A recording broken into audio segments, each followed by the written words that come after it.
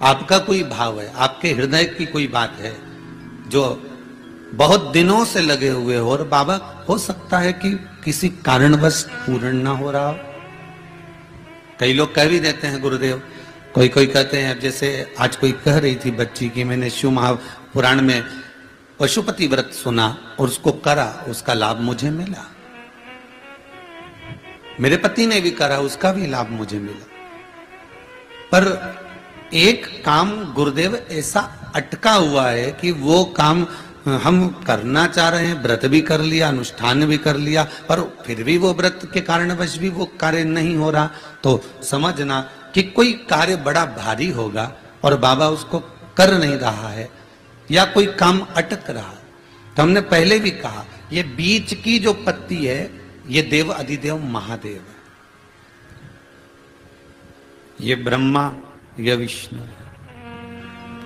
इन दोनों पत्ती के मिलन से लेकर इस पत्ती के बीच की जो डंडी है, ये नीचे की डंडी का वर्णन नहीं कर रहे हैं, इन दोनों पत्तियों के बीच में जो डंडी है बची हुई, जो तीनों के बीच में एक डंडी का जो भाव है, ये माता जगत जननी जगदम्बा माता पार्वती है।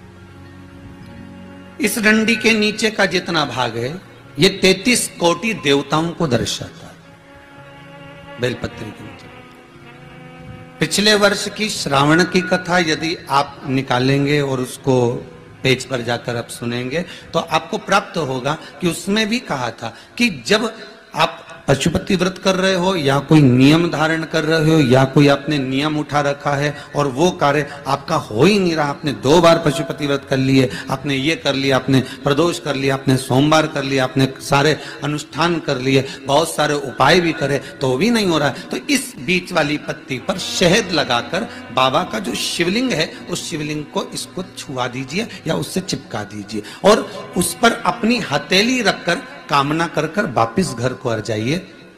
बाबा आपकी वो मुराद शीघ्र 3 महीने के अंदर पूरा कर ही देता है। ये पक्ष मतलब हम शिव के करीब। देखिए शंकर भगवान की तपसाधना में